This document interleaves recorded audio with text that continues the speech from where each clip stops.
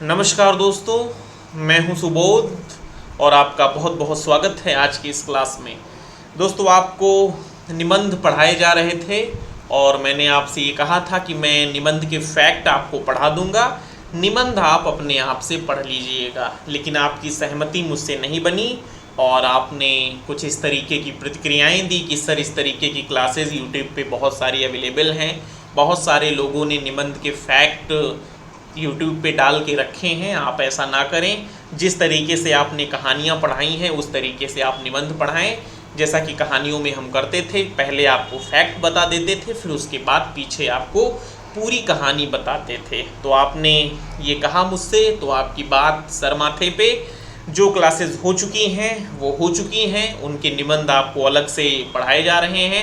जैसे नाखून क्यों बढ़ते हैं, हजारी प्रसाद द्विवेदी जी का ये एक निबंध है। इसकी एक क्लास जिसमें हजारी प्रसाद द्विवेदी जी का जीवन परिचय और निबंध के महत्वपूर्ण तथ्य एक क्लास में पहले आपको बताए जा चुके हैं। इस क्लास के अंतर्गत हम लोग सिर्फ निबंध पढ़ेंगे।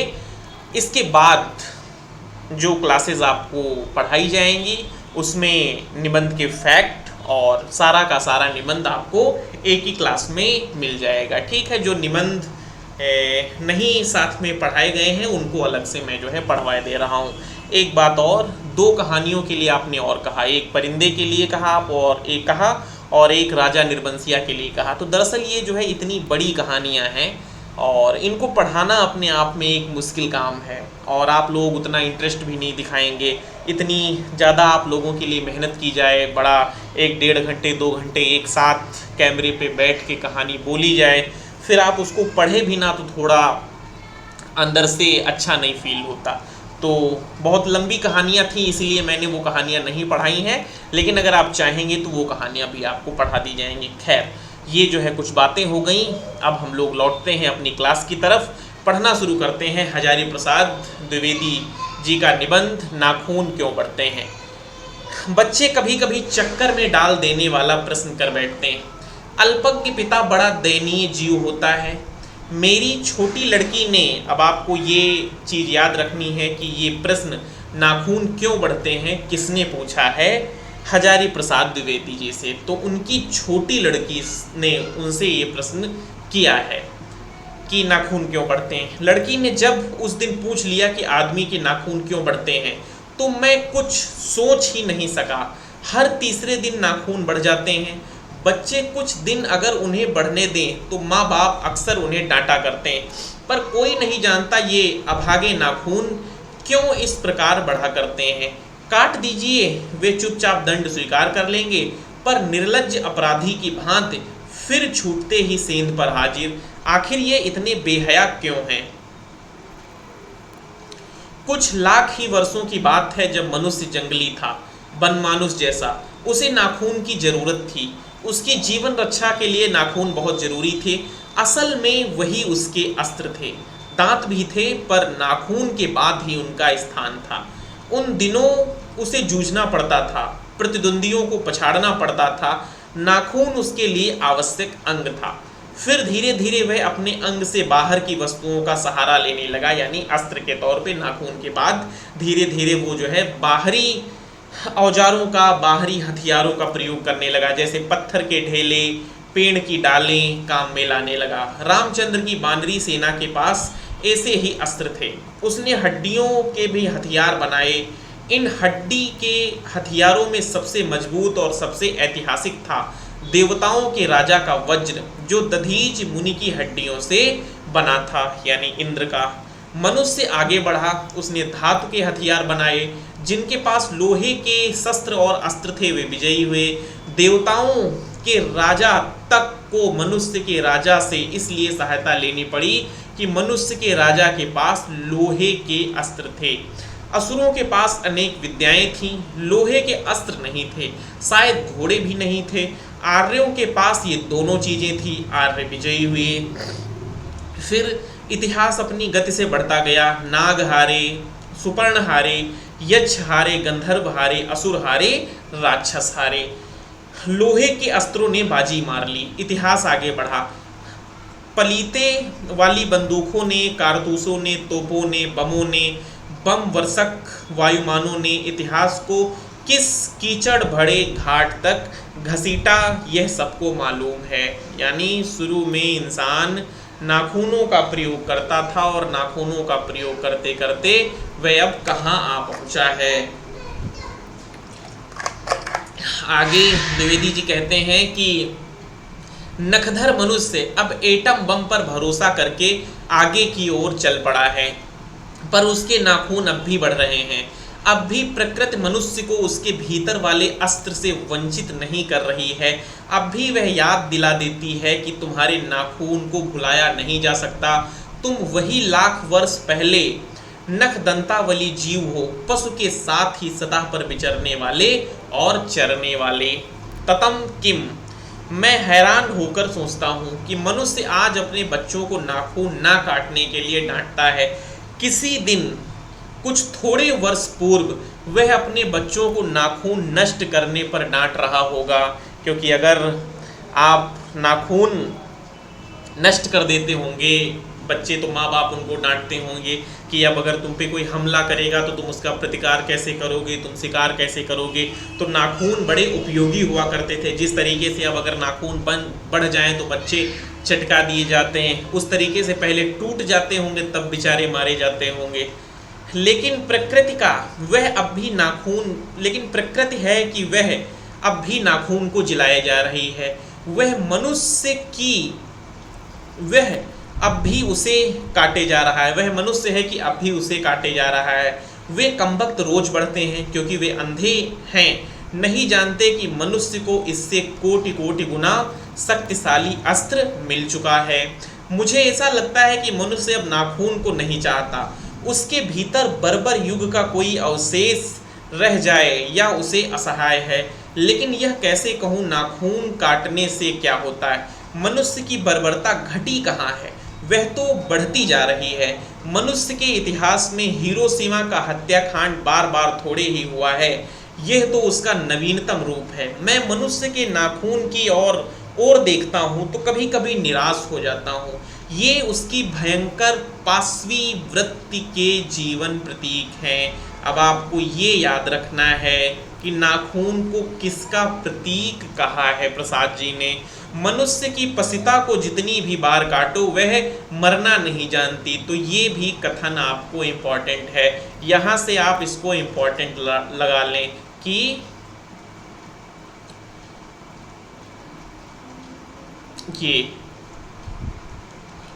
यह भी उसकी भयंकर पाशविक वृत्ति का जीवन प्रतीक है। मनुष्य की पशुता को जितनी भी बार काटो वह मरना नहीं जानती।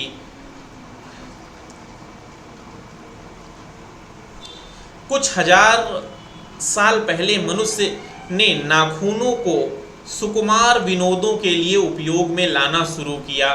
वात्स्यायन के कामसूत्र से पता चलता है। अब आपको याद रखना है, आपसे ये प्रश्न किया जा सकता है कि हजारी प्रसाद द्विवेदी जी का जो निबंध है उसमें किस विद्वान की रचना का जिक्र किया गया है। 2-3 विकल्प दे देगा, वात्स्यायन के कामसूत्र का, कि इस विद्वान की इस रचना का। तो आपको याद रखना है कि इस निबंध में वात्स्यायन के कामसूत्र का द्विवेदी जी ने जिक्र किया है। और वह कहते हैं कि वात्स्यायन के कामसूत्र से पता चलता है कि आज से 2000 वर्ष पहले भारतवासी नाखूनों को जम के संवारते थे। उनके काटने की कला काफ़ी मनोरंजक बताई गई है। किस किस तरीके से वो नाखून काटते थे ये भी आपको याद रखना है। त्रिकोण, वर्तुलकार, चंद्रकार, दंतुल आदि विविध आकृतियों के नाखून उन दिनों विलासी नागरिकों के न जाने किस काम आया करते थे। उनको सिक्थम यानी मोम और अलक तक यानी आलता से यत्नपूर्वक रगड़ का लाल और चिकना बनाया जाता था। गौड़ देश के लोग उन दिनों बड़े बड़े नखों को पसंद करते थे और दक्षिण के लोग छोटे छोटे नखों को। तो ये तो प्रश्न आपसे अभी पूछा गया था कि कहाँ के लोग बड़े बड़े नाखूनों को पसंद करते थे, कहाँ कहाँ के लोग छोटे छोटे नाखूनों को पसंद करते थे। ठीक है ना, बढ़ते हैं और आगे। अपनी अपनी रुचि है, अपनी अपनी रुचि है, देश की भी और काल की भी, लेकिन समस्त अधोगामिनी वृत्तियों की ओर नीचे खींचने वाली वस्तुओं को भारतवर्ष में मनुष्योचित बनाया गया है। यह बात चाहूं भी तो भूल नहीं सकता। मानव शरीर का अध्ययन करने वाले प्राणी विज्ञानियों का निश्चित मत है कि मानव चित्त की भांति मानव शरीर में भी बहुत सी अभ्यासजन्य सहज वृत्तियां रह गई हैं। दीर्घ काल तक उनकी आवश्यकता रही, अतएव शरीर ने अपने भीतर एक ऐसा गुण पैदा कर लिया है कि वे वृत्तियां अनायास ही और शरीर के अनजाने में भी अपने आप काम करती हैं। नाखून का बढ़ना उनमें से एक है, केस का बढ़ना दूसरा, दांत का दोबारा उठना तीसरा, पलकों का गिरना चौथा। और असल में सहजात वृत्तियां अनजान की स्मृतियों को ही कहते हैं। हमारी भाषा में भी इसके उदाहरण मिलते हैं। अगर आदमी अपने शरीर की, मन की और वाक की अनायास घटने वाली वृत्तियों के विषय में विचार करे तो उसे अपनी वास्तविक प्रवृत्ति पहचानने में बहुत सहायता मिले। पर कौन सोचता है? सोचना तो क्या, उसे इतना भी पता नहीं चलता कि उसके भीतर नख बढ़ा लेने की जो सहजात वृत्ति है वह उसके पशुत्व का प्रमाण है। उन्हें काटने की जो प्रवृत्ति है वह मनुष्यता की निशानी है। ये भी कथन भैया बहुत इंपॉर्टेंट है। यद्यपि पशुत्व के चिन्ह उसके भीतर रह गए हैं पर वह पशुत्व को छोड़ चुका है। पशु बनकर वह आगे नहीं बढ़ सकता, उसे कोई और रास्ता खोजना चाहिए। अस्त्र बढ़ाने की प्रवृत्ति मनुष्यता की विरोधिनी है। मेरा मन पूछता है किस ओर? मनुष्य किस ओर बढ़ रहा है? पशुता की ओर या मनुष्यता की ओर? अस्त्र बढ़ाने की ओर या अस्त्र काटने की ओर? मेरी निर्बोध बालिका ने मानो मनुष्य जाति से ही प्रश्न किया है। जानते हो नाखून क्यों बढ़ते हैं? अब हजारी प्रसाद द्विवेदी जी उसका उत्तर देने जा रहे हैं। यह हमारी पशुता के अवशेष हैं। मैं भी पूछता हूँ, जानते हो ये अस्त्र शस्त्र क्यों बढ़ते हैं? ये हमारी पशुता की निशानी है। भारतीय भाषाओं में प्रायः ही अंग्रेजी के इंडिपेंडेंस शब्द का समानार्थक शब्द नहीं व्यवहृत होता। 15 अगस्त को जब अंग्रेजी भाषा के पत्र इंडिपेंडेंस की घोषणा कर रहे थे, देसी भाषा के पत्र स्वाधीनता दिवस की चर्चा कर रहे थे। इंडिपेंडेंस का अर्थ है अनाधीनता या किसी की अधीनता का अभाव। स्वाधीनता शब्द का अर्थ है अपने ही अधीन रहना। अंग्रेजी में कहना हो तो सेल्फ डिपेंडेंस कह सकते हैं। मैं कभी कभी सोचता हूँ कि इतने दिनों तक अंग्रेजी की अनुवर्तिता करने के बाद भी भारतवर्ष इंडिपेंडेंस को अनाधीनता क्यों नहीं कह सका। उसने अपनी आज़ादी के जितने भी नामकरण किए, स्वतंत्रता, स्वराज्य, स्वाधीनता, उन सब में स्व का बंधन अवश्य रखा। यह क्या संयोग की बात है, या समूची परंपरा ही अनजान में हमारी भाषा के द्वारा प्रकट होती रही है। मुझे प्राणी विज्ञान की बात फिर याद आती है कि सहजात वृत्ति अनजानी स्मृतियों का ही नाम है। ये प्रश्न आपसे पूछा गया है कि सहजात वृत्ति किन स्मृतियों का नाम है। तो कहीं से कोई प्रश्न आ सकता है, ध्यान से पढ़ते रहिए। स्वराज होने के बाद स्वभावता ही हमारे नेता और विचारशील नागरिक सोचने लगे कि इस देश को सच्चे अर्थ में सुखी कैसे बनाया जाए। हमारे देश के लोग पहली बार यह सोचने लगे हों, ऐसी बात नहीं है। हमारा इतिहास बहुत पुराना है। हमारे शास्त्रों में इस समस्या को नाना भावों और नाना पहलुओं से विचारा गया है। हम कोई नौसिखिए नहीं हैं जो रातों रात अनजान जंगल में पहुंचाकर आरक्षित छोड़ दिए गए हों। हमारी परंपरा महिमामयी, उत्तराधिकार विपुल और संस्कार उज्जवल हैं। हमारे अनजान में भी ये बातें हमें एक खास दिशा में सोचने की प्रेरणा देती हैं। ये जरूर है कि परिस्थितियां बदल गई हैं, उपकरण नए हो गए हैं, उलझनों की मात्रा भी बहुत बढ़ गई है, पर मूल समस्याएं बहुत अधिक नहीं बदली। भारतीय चित्त जो आज अनाधीनता के रूप में न सोचकर स्वाधीनता के रूप में सोचता है, वह हमारे दीर्घकालीन संस्कारों का फल है। वह वह स्वयं के बंधनों को आसानी से नहीं छोड़ सकता। अपने आप पर अपने आप के द्वारा लगाया हुआ बंधन हमारी संस्कृति की बड़ी भारी विशेषता है। मैं ऐसा नहीं मानता कि जो कुछ हमारा पुराना है, जो कुछ हमारा विशेष है, हम उससे चिपटे ही रहें। पुराने का मोह सब समय वांछनीय ही नहीं होता। मरे बच्चे को गोद में दबाए रहने वाली बंदरिया मनुष्य का आदर्श नहीं बन सकती। परंतु मैं ऐसा भी नहीं सोच सकता कि हम नई अनुसंधित्सा के नशे में चूर होकर अपना सर्वस्व खो दें। कालिदास ने कहा था कि सब पुराने अच्छे नहीं होते, सब नए खराब नहीं होते। भले लोग दोनों की जांच कर लेते हैं, जो हितकर होता है उसे ग्रहण करते हैं, और मूढ़ लोग दूसरों के इशारे पर भटकते हैं। सो हमें परीक्षा करके हितकर बात सोच लेनी होगी। अगर हमारे पूर्व संचित भंडार में हितकर वस्तु निकल आए तो इससे बढ़कर और क्या हो सकता है। जातियां इस देश में अनेक आईं, लड़ती झगड़ती भी रहीं, फिर प्रेम पूर्वक बस भी गईं। सभ्यता की नाना सीढ़ियों पर खड़ी और नाना और मुख करके चलने वाली इन जातियों के लिए एक सामान्य धर्म खोज निकालना कोई सहज बात नहीं थी। भारतवर्ष के ऋषियों ने अनेक प्रकार से इस समस्या को सुलझाने की कोशिश की थी, पर एक बात उन्होंने लक्ष्य की थी कि समस्त वर्णों और समस्त जातियों का एक सामान्य आदर्श है, वह है अपने ही बंधनों से अपने को बांधना। मनुष्य पशु से किस बात में भिन्न है? आहार निद्रा आदि पशु सुलभ स्वभाव उसके ठीक वैसे ही हैं जैसे अन्य प्राणियों के, लेकिन वह फिर भी पशु से भिन्न है।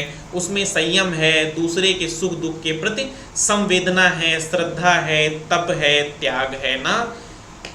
तो ये जो है निबंध है, कैसा लग रहा है आप? मेरी उम्मीद है कि अब तक आप छोड़कर भाग गए होंगे, और अगर आप छोड़कर नहीं भागे हैं तब तो आप बड़े बहादुर इंसान हैं। आपको नेट इस बार मिल ही जाना चाहिए, JRF मिल ही जाना चाहिए। यह मनुष्य के स्वयं के उद्भावित बंधन हैं, इसलिए मनुष्य झगड़े टंटे को अपना आदर्श नहीं मानता। गुस्से में आकर चढ़ दौड़ने वाले अविवेकी को बुरा समझता है, और वचन मन शरीर से किए गए असत्याचरण को गलत आचरण मानता है। यह किसी भी जाति या वर्ण या समुदाय का धर्म नहीं है, यह मनुष्य मात्र का धर्म है। महाभारत में इसलिए निर्वैर भाव, सत्य और अक्रोध को सब वर्णों का सामान्य धर्म कहा गया है, और महाभारत के इस मंत्र का भी प्रयोग प्रसाद जी करते हैं। अन्यत्र इसमें निरंतर दानशीलता को भी गिनाया गया है। गौतम ने ठीक ही कहा था। अब ये भैया गौतम बुद्ध का एक कथन आया है, इसको भी आपको रखना है याद। क्या कहा था गौतम ने? मनुष्य की मनुष्यता यही है कि वह सबके दुख को सहानुभूति के साथ देखता है। यह आत्मनिर्मित बंधन ही मनुष्य को मनुष्य बनाता है। अहिंसा, सत्य, अक्रोध मूलक धर्म का मूल उत्स यही है। मुझे आश्चर्य होता है कि अनजान में भी हमारी भाषा में यह भाव कैसे रह गया, लेकिन मुझे नाखून के बढ़ने पर आश्चर्य हुआ था। अज्ञान सर्वत्र आदमी को पछाड़ता है, और आदमी है कि सदा उससे लोहा लेने को कमर कसे हुए है। मनुष्य को सुख कैसे मिलेगा? बड़े बड़े नेता कहते हैं कि वस्तुओं की कमी है, मशीनें बिठाओ और उत्पादन बढ़ाओ और धन की वृद्धि करो, बाह्य उपकरणों की ताकत बढ़ाओ। एक बूढ़ा कहता था, बूढ़ा यहाँ पे ये जो जिक्र आया है, ये जो है बात हो रही है महात्मा गांधी जी की। ये जो बूढ़ा है वो महात्मा गांधी का प्रतीक है। आपको जब मैंने क्लास पढ़ाई थी तब बताया था। बूढ़ा कहता है कि बाहर नहीं भीतर की ओर देखो, हिंसा को मन से दूर करो, मिथ्या को हटाओ, क्रोध और द्वेष को दूर करो, लोक के लिए कष्ट सहो, आराम की बात मत सोचो, प्रेम की बात सोचो, आत्मतोषण की बात सोचो, काम करने की बात सोचो। उसने कहा प्रेम ही बड़ी चीज है, क्योंकि वह हमारे भीतर है। उच्च श्रृंखलता पशु की प्रवृत्ति है, स्व का बंधन मनुष्य का स्वभाव। तो ये भी भैया इंपॉर्टेंट कथन है आपके लिए। बूढ़े की बात अच्छी लगी या नहीं पता नहीं, उसे गोली मार दी गई। आदमी के नाखून बढ़ने की प्रवृत्ति ही हावी हुई, मैं हैरान होकर सोचता हूँ बूढ़े ने कितनी गहराई में बैठकर मनुष्य की वास्तविक चरितार्थता का पता लगाया। ऐसा कोई दिन आ सकता है जबकि मनुष्य के नाखूनों का बढ़ना बंद हो जाएगा। प्राणी शास्त्रियों का ऐसा अनुमान है कि मनुष्य के अनावश्यक अंग उसी प्रकार झड़ जाएंगे या झड़ जाएगा जिस प्रकार उसकी पूंछ झड़ गई। उस दिन मनुष्य की पशुता भी लुप्त हो जाएगी। शायद उस दिन वह मारणास्त्रों का प्रयोग भी बंद कर देगा। तब तक इस बात से छोटे बच्चों को परिचित करा देना वांछनीय जान पड़ता है कि नाखून बढ़ना मनुष्य के भीतर की पशुता की निशानी है। उसे नहीं बढ़ने देना मनुष्य की अपनी इच्छा है, अपना आदर्श है। बृहत्तर जीवन में रोकना मनुष्यत्व का तकाजा है। मनुष्य में जो घृणा है, जो अनायास बिना सिखाए आ जाती है, वह पशुत्व का द्योतक है। और अपने को संयत रखना, दूसरे के मनोभावों का आदर करना मनुष्य का स्वधर्म है। बच्चे यह जाने तो अच्छा हो कि अभ्यास और तप से प्राप्त वस्तुएं मनुष्य की महिमा को सूचित करती हैं। तो ये पैरा आपके लिए इंपॉर्टेंट था। सफलता और चरितार्थता में अंतर है। मनुष्य मरणास्त्रों के संचयन से, बाह्य उपकरणों के बाहुल्य से उस वस्तु को पा भी सकता है जिसे उसने बड़े आडंबर के साथ सफलता का नाम दे रखा है। परंतु मनुष्य की चरितार्थता प्रेम में है, मैत्री में है, त्याग में है, अपने को सबके मंगल के लिए निःशेष भाव से दे देने में है। नाखूनों का बढ़ना मनुष्य की उस अंध सहजात वृत्ति का परिणाम है जो उसके जीवन में सफलता ले आना चाहती है। उसको काट देना उस स्वनिर्मित आत्मबंधन का फल है जो उसे चरितार्थ की ओर ले जाती है। नाखून बढ़ते हैं तो बढ़ें, मनुष्य उन्हें बढ़ने नहीं देगा। तो ये आज का आपका पूरा निबंध था, खत्म हुआ। आपको फैक्ट इससे पहले वाली क्लास में बता दिए गए थे, ये आपको निबंध पूरा पढ़ा दिया गया है। ठीक है गुरु, जिसने भी कमेंट किया था वो इस क्लास में कमेंट